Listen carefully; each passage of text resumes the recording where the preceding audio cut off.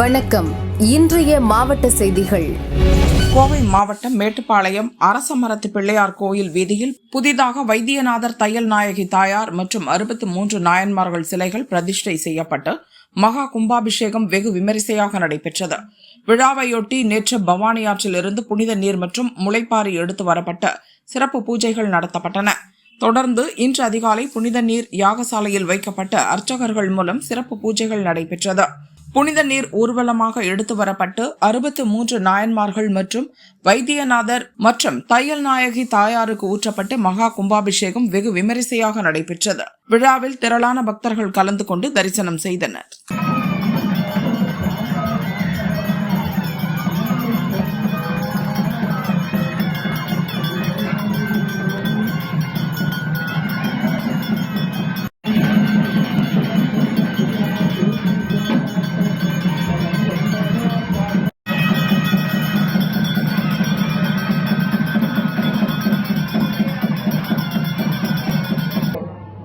பயனால் தங்களுடைய திருமேனியை இங்கே எழுந்தருளச் செய்ய வேண்டும் என்று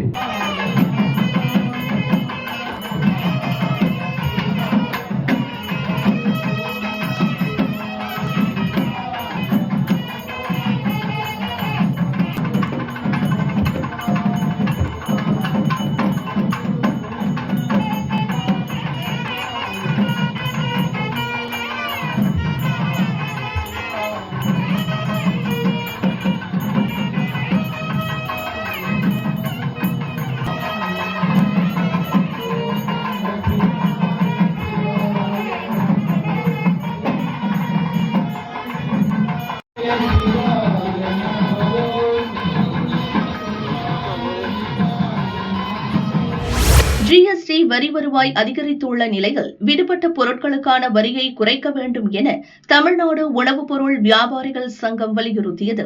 இதுகுறித்து சங்க தலைவர் வேல்சங்கர், கௌரவ செயலாளர் சாய் சுப்பிரமணியம், கௌரவ ஆலோசகர் ஜெயபிரகாசம் கூறியதாவது: 2025 செப்டம்பர் 3 நடந்த ஜிஎஸ்டி கவுன்சில் கூட்டத்தில் பல்வேறு பொருட்கள், சேவைகளுக்கு வரிச்சலுகை, வரி குறைப்பு அறிவிக்கப்பட்டன.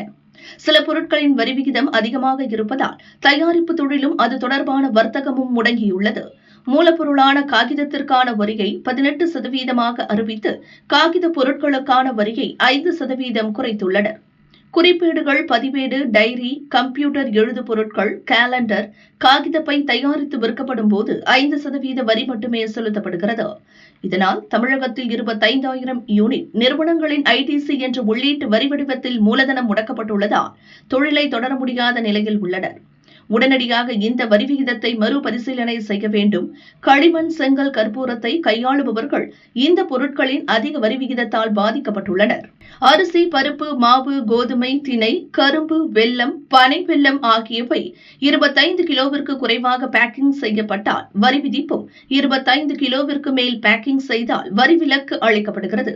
அத்தியாவசிய உணவுப் பொருட்களை எத்தனை கிலோ பேக்கிங் செய்தாலும் வரி விலக்கு அளிக்க வேண்டும். பூஜை கற்பூரத்திற்கான 18% வரியை 5% குறைக்க வேண்டும். ஈர இட்லி மாவிற்கு விதிக்கப்பட்ட 5% வரியை நீக்கி விலக்கு அளிக்க வேண்டும். ஜிஎஸ்டி சீர்திருத்தத்தின் போது சில வகை உரங்கள், பூச்சிக்கொல்லிகள் விடுபட்டுள்ளன. இவற்றுக்கும் 5% வரி விதிக்க வேண்டும். விடுபட்ட பொருட்களுக்கான வரியை சீரமைத்தால் உற்பத்தியாளர்கள், வர்த்தகர்கள், பொதுமக்கள் பயனடைவர் என்றனர்.